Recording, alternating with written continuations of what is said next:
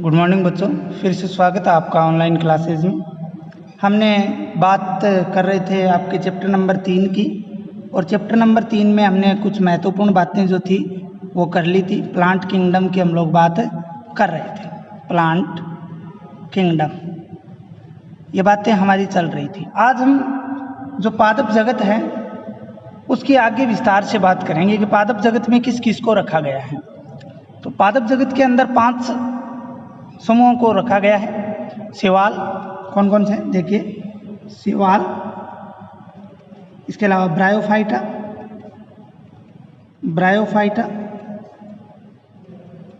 Pteridophyta, शैवाल, bryophyta, pteridophyta, आवर्तबीजी या इन्हें एंजियोस्पर्म भी बोलते हैं, और एक हो गया अनावर्तबीजी। ये जो हैं 5 समूह हैं किसके अंदर रखे गए हैं, पादप जगत के अंदर रखे गए हैं। हम आज जो पहला 1 नंबर है शैवाल, उसकी शुरुआत जो है वो करेंगे। शैवाल की शुरुआत हम लोग करेंगे, जिसे इंग्लिश में एल्गी बोला जाता है। इंग्लिश में क्या बोला जाता है? एल्गी बोला जाता है। शैवाल की बात करते हैं तो देखिए, सबसे पहले तो आपको कुछ महत्वपूर्ण बातें इसके बारे में बता देता हूँ। शैवाल जो होते हैं, इनके अगर हम बात करें तो इनका पादप शरीर जो होता है वो थैलस होता है। अर्थात थैलस का क्या मतलब है? थैलस का मतलब है इनके अंदर जड़, तना, पत्ती नहीं होते हैं। जड़, तना, पत्ती नहीं होते हैं, अर्थात इनकी आकृति जो है वो थैले जैसी होती है। आकृति कैसी होती है? थैले जैसी होती है। इसके अलावा हम और भी इसकी बहुत सारी विशेषताओं की बात करेंगे, ठीक है। इसके अलावा जिस विज्ञान के अंदर शैवालों का अध्ययन किया जाता है, जिस विज्ञान के अंदर शैवालों का अध्ययन किया जाता है, उस विज्ञान को आप लोग शैवाल विज्ञान या फाइकोलॉजी बोल सकते हो। क्या बोल सकते हो? फाइकोलॉजी बोल सकते हो। तो शैवालों का अध्ययन किस विज्ञान के अंदर किया जाता है? शैवाल विज्ञान या फाइकोलॉजी के अंदर किया जाता है। इसके अलावा शैवाल विज्ञान का जो जनक है,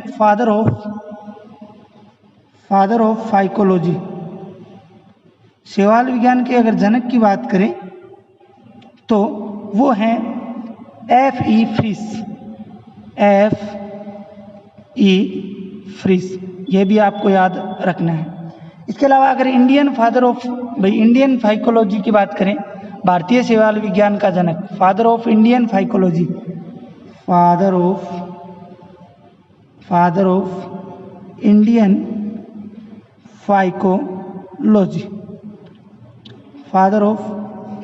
फाइकोलॉजी, तो वो हैं भारतीय शैवाल विज्ञान के जो जनक हैं वो हैं M.O.P. आयंगर। कौन है? आयंगर। तो ये इसकी महत्वपूर्ण बातें थी शैवाल की। अब हम बात कर लेते हैं शैवाल क्या है। शैवाल कहते किसे हैं, पादपों की श्रेणी में इसे क्यों रखा गया है, ये बातें हम लोग अभी करेंगे। तो देखिए, शैवालों की सामान्य बातें करते हैं अभी। तो शैवाल जो होती हैं वो सरल होती है, मतलब इनकी संरचना जो है वो सरल होती है। इसके अलावा ये क्लोरोफिल युक्त होती हैं।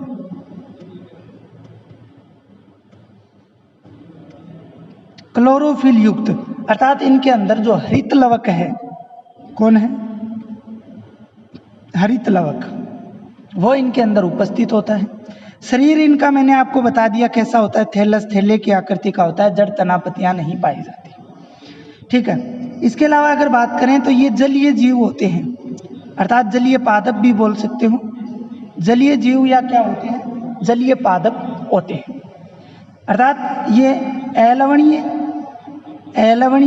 व लवणीय दोनों जल के अंदर ही पाई जा सकती हैं। आपने भी अपने घरों के आसपास जहाँ अलवणीय जल होगा वहाँ पे ग्रीन कलर की शैवालें देखी होंगी, ठीक है। तो यहाँ पर भी पाई जाती हैं। इनके अलावा अगर बात करें तो ये नम्ब युक्त भूमि जो होती है, नम युक्त मिट्टी जो है या भूमि जो है वहाँ पर, इसके अलावा लकड़ी में भी पाए जा सकते हैं। किसमें पाए जा सकते हैं? लकड़ी में भी पाए जा सकते हैं, ठीक है। इसके अलावा अगर हम बात करें तो ये सूक्ष्मदर्शी है, कोशिक भी होते हैं। क्या होते हैं? सूक्ष्मदर्शी एक कोशिक भी होते हैं, सूक्ष्मदर्शी एक कोशिक भी होते हैं। इसके अलावा अगर हम लोग बात करें तो उदाहरण की बात करें जैसे क्लेमाइडोमोनास है, क्लेमाइडोमोनास है। इसके अलावा वोल्वोक्स है, वोल्वोक्स है, क्लेमाइडोमोनास है। ठीक है, ये बहुत सारे बहुकोशिकीय भी होते हैं। इनमें यूकेरियोटिक कोशिका जो है वो पाई जाती है। एक नील हरित शैवाल को छोड़कर अगर हम बात करें अगर क्लोरोफाइसी के अंदर, तो वो क्या है, सभी यूकेरियोटिक होती हैं। आगे बात करेंगे। इसके अलावा अगर हम बात करते हैं तो शैवालें जो हैं वो तंतु में भी होती हैं। क्या होती हैं? तंतु में, अर्थात फिलामेंटल, फिलामेंटल भी होती हैं। क्या होती हैं? तंतु में या फिलामेंटल भी होती हैं। जैसे एग्जाम्पल बात करें कौन सी शैवालें, जैसे शैवालों की बात करें तो यूलोथ्रिक्स, यूलोथ्रिक्स व स्पाइरोगाइरा, स्पाइरोगाइरा, यूलोथ्रिक्स व स्पाइरोगाइरा, ये तंतु में शैवाल जो है वो होती हैं। इसके अलावा शैवालों में अगर रिप्रोडक्शन की बात करें, जनन की बात करें कि शैवालों के अंदर जनन कौन से होते हैं, तो तीनों प्रकार के जनन शैवालों के अंदर पाए जाते हैं। कायिक अर्थात वेजिटेटिव, अलैंगिक एसेक्सुअल, और लैंगिक का मतलब सेक्सुअल रिप्रोडक्शन जो है वो पाया जाता है। विधि द्वारा जो है वो जनन की क्रिया होती है। ठीक है, इसके बाद अगर हम बात करें तो कायिक जनन जो है, वेजिटेटिव जो रिप्रोडक्शन है उसकी अगर हम बात करते हैं, वेजिटेटिव रिप्रोडक्शन की बात करते हैं तो वो विखंडन विधि द्वारा होता है। किसके द्वारा होता है? विखंडन। और जितने भी खंडन होते हैं, टुकड़े होते हैं, उनसे क्या है, नए थैलस का निर्माण हो जाता है। उससे क्या है, नए थैलस का निर्माण हो जाता है। अब देखिए बच्चों, ये तो शैवालों के कुछ सामान्य लक्षण हो गई, लेकिन शैवालों के भी 3 समूह बनाए गए हैं। तो अब हम शैवाल समूह की बात करेंगे। शैवाल समूह, एल्गी ग्रुप्स। देखिए बच्चों, पहले आपके शैवालों के उपयोग दे रखे थे, लेकिन हम शैवाल पढ़ने के बाद में उनके उपयोगों की बात करेंगे। आपकी बुक के अंदर जो है वो इस प्रकार से दिया होता है, लेकिन हम पहले शैवाल ग्रुप की बात करेंगे। तो देखिए शैवाल ग्रुप जो है, इसके लिए 3 शैवालों को प्रमुख 3 भागों में बांटा गया है। तीनों कौन सा है? पहला है क्लोरोफाइसी। क्लोरो का मतलब होता है ग्रीन कलर, क्लोरोफाइसी। 2 नंबर है फियोफाइसी, फियोफाइसी। और 3 नंबर है रोडोफाइसी। बिल्कुल इजी हैं तीनों ही। पहला है क्लोरोफाइसी जिसके अभी हम बात करने वाले हैं, दूसरा है फियोफाइसी और तीसरा है रोडोफाइसी। सबसे पहले हम किसकी बात करेंगे? क्लोरोफाइसी, क्लोरोफाइसी की बात करने वाले हैं। देखिए क्लोरोफाइसी क्या होती है। क्लोरो का मैंने अभी आपको अर्थ बताया, क्या अर्थ होता है? क्लोरो का अर्थ क्या होता है? हरे रंग की शैवाल, हरे रंग की शैवाल। तो क्लोरोफाइसी को हरे रंग की शैवाल भी कहा जाता है, अर्थात ग्रीन कलर की जो एल्गी होती हैं उनको क्या बोला जाता है? क्लोरोफाइसी बोला जाता है। ठीक है, सबसे पहले तो ये बात, ये अधिकांशतः जो हैं जलीय होती हैं, अधिकांशतः जो है वो जलीय होती हैं। जल के अलावा अगर हम लोग बात करें तो ये कुछ बर्फ़ के अंदर, बर्फ़ के अलावा नम स्थानीय भागों में, नम स्थानीय भागों में, कीचड़ युक्त तालाबों के अंदर। ठीक है, इसके अलावा अगर हम बात करें तो जो नमी वाले स्थान है वहाँ पर ये मिल सकती हैं। 2 नंबर बात करते हैं तो इनका शरीर जो है वो थैलस होता है, क्योंकि शैवाल थैलस ही होता है, अर्थात जड़, तना और पत्ती का क्या होता है? अभाव होता है। जड़, तना और पत्ती का क्या होता है? अभाव होता है। इनका शरीर जो है वो एक कोशिकीय, बहुकोशिकीय, एक कोशिकीय, बहुकोशिकीय या तंतु में भी हो सकता है। यूनिसेलुलर भी हो सकते हैं, मल्टीसेलुलर भी हो सकते हैं और फिलामेंटल भी हो सकते हैं। इसके अलावा अगर हम बात करें नील हरित शैवाल, साइनोबैक्टीरिया, नील हरित शैवाल को छोड़कर बाकी सभी में यूकेरियोटिक कोशिकाएं होती हैं, बाकी सभी में क्या होती हैं, यूकेरियोटिक कोशिकाएं होती हैं, या सभी क्या होती हैं, यूकेरियोटिक कोशिकाएं होती हैं। किसको छोड़कर, एक नील हरित शैवाल को छोड़कर बाकी सभी क्या होती हैं, यूकेरियोटिक होती हैं।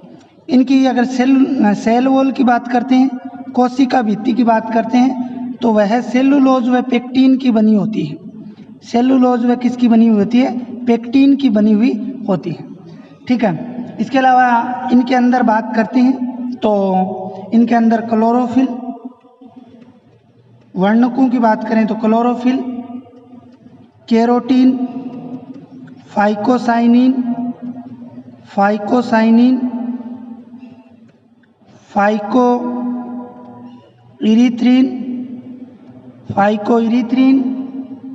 फ्यूकोजेंथिन आदि वर्णक जो हैं वो पाए जाते हैं, अगर इनके ग्रीन कलर की बात करें कि इनका कलर जो है वो ग्रीन ही क्यों होता है, तो वो होता है क्लोरोफिल, जो क्लोरोफिल ए और बी वर्णक होते हैं उनके प्रभाव के कारण होता है। अर्थात ए और बी की अधिकता के कारण इनका रंग कैसा होता है, ग्रीन या हरे रंग के होते हैं। इनमें संचित पदार्थ जो है वो मांड के रूप में रहता है या मंड के रूप में रहता है। किसके रूप में रहता है, मंड के रूप में रहता है। जीवन चक्र में इनमें पीडी एकांतरण जो है वो पाया जाता है। उदाहरण की बात करें क्लोरोफाइसी की, तो उदाहरण देख लीजिए आप, अगर पूछ ले कि निम्न में से क्लोरोफाइसी शैवालें कौन सी हैं, तो एक तो क्लेमाइडोमोनास,